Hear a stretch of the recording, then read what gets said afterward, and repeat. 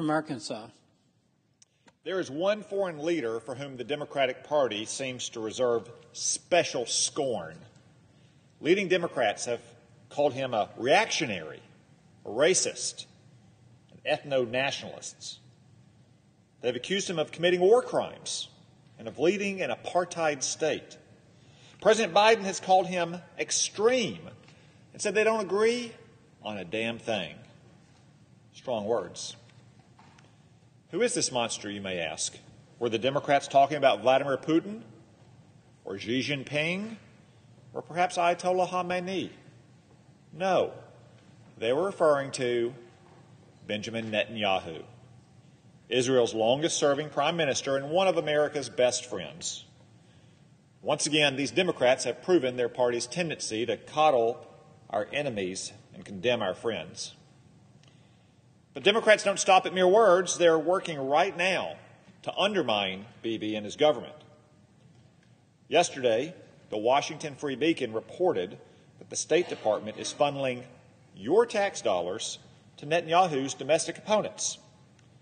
Since 2020, the state has sent more than $38,000 to something known as the Movement for Quality Government, for so-called democracy education. So what is the Movement for Quality Government, and how good is this democracy education? This movement is an activist group that's fomenting unrest against the Israeli government and demanding Netanyahu's resignation. In recent days, left-wing demonstrators associated with this group have protested the government's proposed judicial reforms. Last week, hundreds of protesters harassed Netanyahu's wife, forcing police to intervene and escort her to safety. Far from staying neutral in Israel's domestic affairs, Secretary of State Tony Blinken lectured Netanyahu about the judicial reforms to his face, tacitly siding with the demonstrators.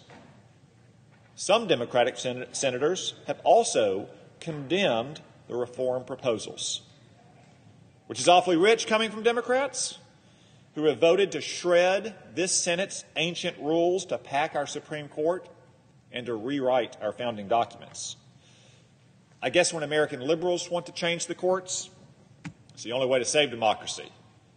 But when Israeli conservatives want to, it's a threat to democracy. Go figure.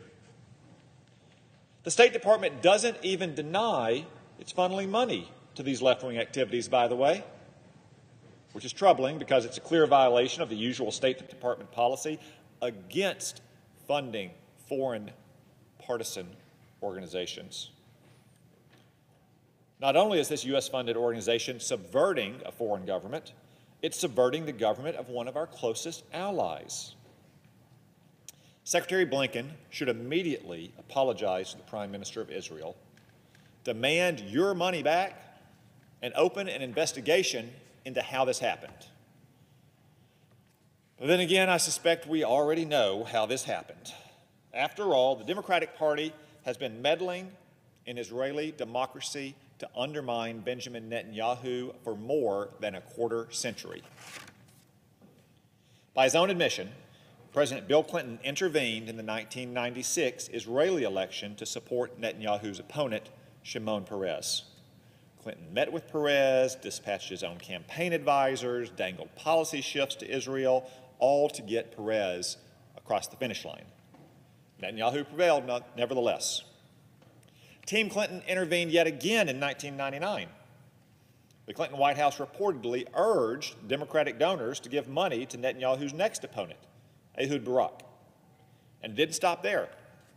Clinton's political advisors again campaigned against Bibi, while the Clinton State Department allegedly spread falsehoods about the Israeli government and Netanyahu himself.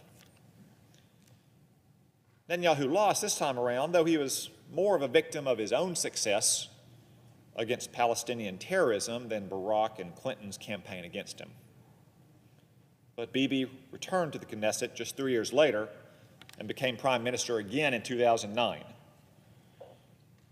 The Obama State Department was, if anything, worse than Clinton's, funneling hundreds of thousands of your tax dollars to a group called the One Voice Movement.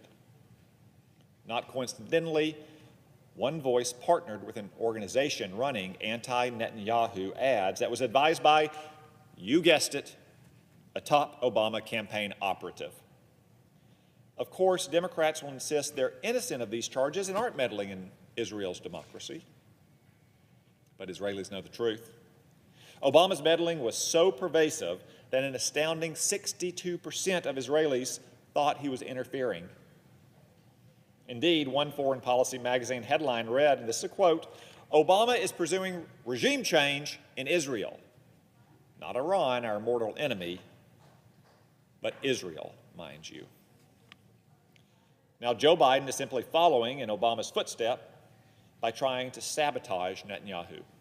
In 2021, the Biden administration reportedly pressured the United Arab Emirates to cancel an Abraham Accords summit, all to deprive Netanyahu of a diplomatic victory ahead of that year's election. And after Netanyahu won the 2022 election, the Biden administration immediately sought to undermine his coalition government by trying to veto key cabinet appointments. This most recent scandal is not an aberration, therefore. It's been the de facto policy of the Democratic Party for a quarter century to beat Netanyahu, though he keeps beating the Democrats. Though it does provide more evidence yet again for the old saw that while it's dangerous to be America's enemy, it can be fatal to be America's friend, at least when Democrats are in charge. Instead of trying to topple the democratically elected government of Israel, I would suggest we should support it. Israelis are more than capable of managing their domestic affairs without democratic meddling. But they need our help to stop Iran from getting a nuclear bomb. They need our help to achieve peace with their neighbors, and they need our help to defeat the terrorists threatening both our nations. Yet they don't get that from the Biden administration either. Iran is racing toward a nuclear breakout while the president dithers. His administration can barely utter the words Abraham Accords.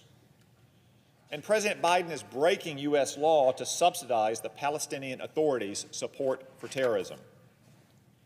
A few years back, Congress passed the Taylor Force Act, which prohibits non-humanitarian aid to the Palestinian Authority until it ends its so-called martyr payments, a euphemism for bounties given to Palestinian terrorists or their families for maiming and killing Jews.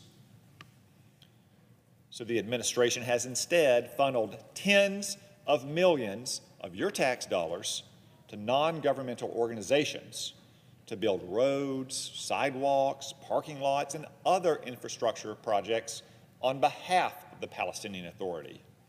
As a result, since money is fungible, the Palestinian Authority can ignore these basic responsibilities of government and instead keep pouring more money into its pay-for-slay program. The contrast couldn't be starker. If the Palestinian Authority wants to bankroll terrorists and their families, the Biden administration will contort the law beyond recognition to fund the Palestinians.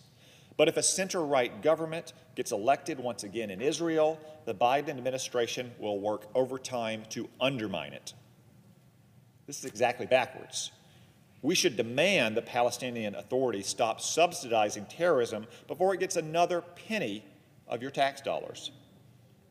And while we're at it, we should pass the Taylor Force Martyr Payment Prevention Act, which I'm reintroducing this week to sanction foreign banks that process these so-called martyr payments for the Palestinian Authority. Meanwhile, President Biden and his administration should quit treating Prime Minister Netanyahu like he's a rival or even an adversary and start treating him as he is, a war hero, a courageous patriot, a towering figure of modern Israel, and most important for us, a great friend of America. Mr. President, I yield the floor.